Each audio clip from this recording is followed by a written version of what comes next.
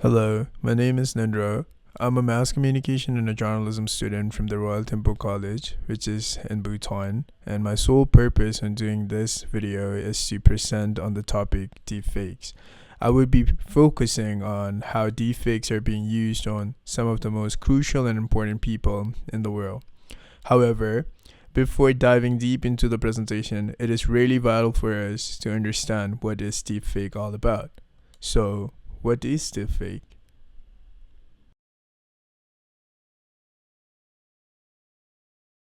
Deepfake is a type of fake video or audio that uses technology to make it look like someone is saying or doing something they never actually did. It can make videos really realistic, but it can also be used to spread false information, which is a big concern. And here's a video example of it. I am not Morgan Freeman, and what you see is not real. Well, at least in contemporary terms, it is not. What if I were to tell you that I am not even a human being? Would you believe me? What is your perception of reality? Is it the ability to capture, process, and make sense of the information our senses receive?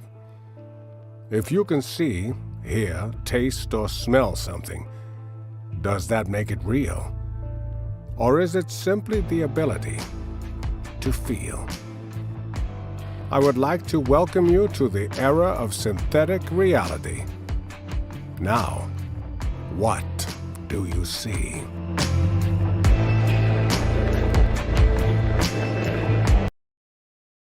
Here's a simpler explanation of why deepfakes are such a big concern.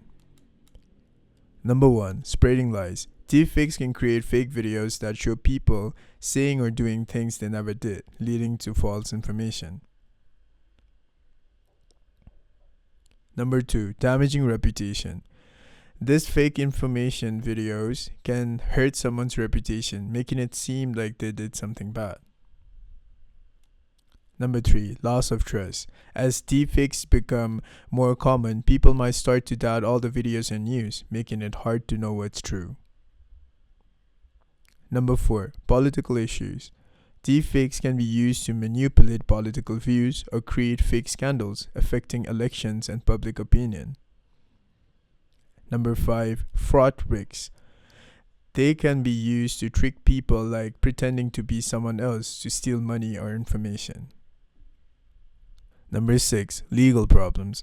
Creating and sharing deepfakes raises questions about privacy and fairness, complicating how laws deal with them. And here's another example of it. He's suggesting it came out of nowhere. What we subsequently learned is it may have come from the former president or his legal team acting in bad faith. This is a deepfake example of what is possible with powerful computer and editing. It took around 72 hours to create this example from scratch using extremely powerful GPU.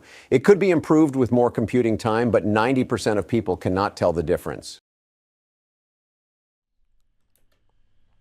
Deepfakes are increasingly being used to target some of the most influential people in various ways. Number 1. Political figures. Deepfakes can create false videos of politicians making controversial statements or engaging in inappropriate behavior, which can mislead voters and sway elections. Number 2. Celebrities. Actors and public figures have been subjected to deepfake videos that manipulate their likeness, often in compromising or inappropriate contexts. This can harm their reputation and privacy. Number 3. Public safety. Deepfakes can be used to create fake announcements or emergency situations involving key leaders, potentially causing public panic or confusion. Social manipulation. High-profile individuals can be targets for deepfake campaigns that aim to manipulate public opinion or create division within society.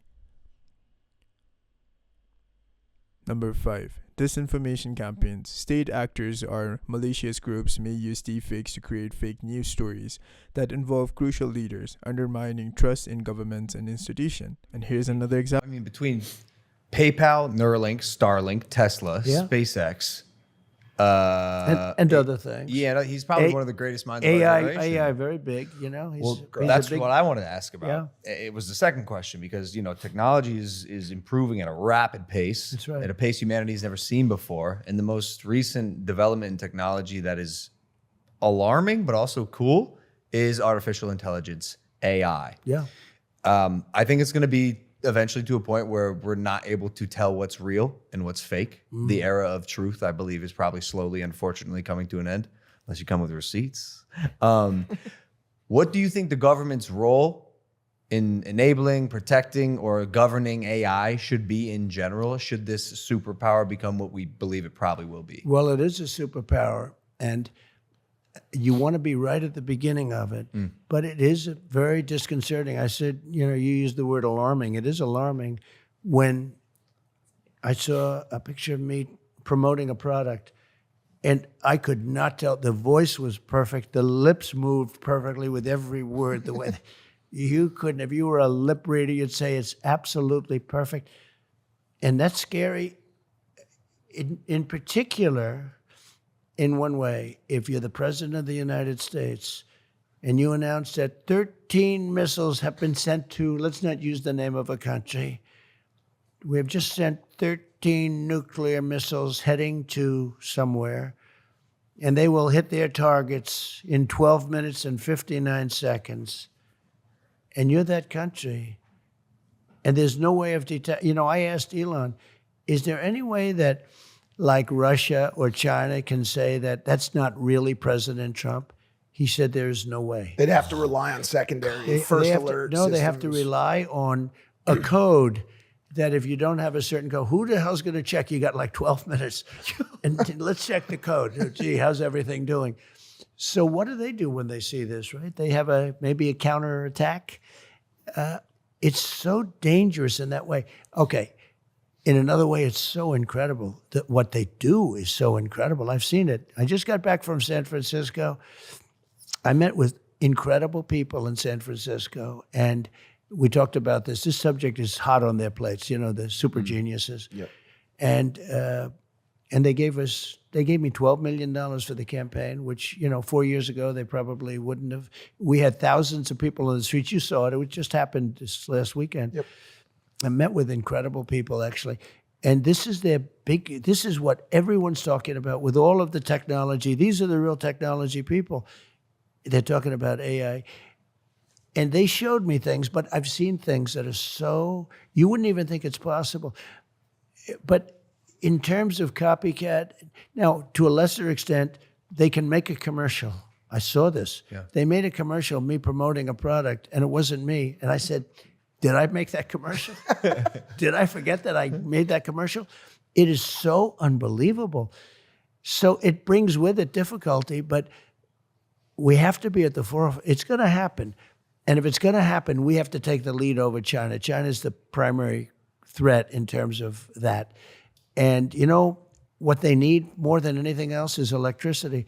They have to have electricity, massive amounts of electricity. I don't know if you know that, in order to do these, essentially it's a plant. And the electricity needs are greater than anything we've ever needed before to do AI at the highest level. And China will produce it because they'll do whatever you have to do, whereas we have environmental impact people, and we have a lot of people trying to hold us back. But massive amounts of electricity are needed in order to do AI. And we're going to have to generate a whole different level of energy.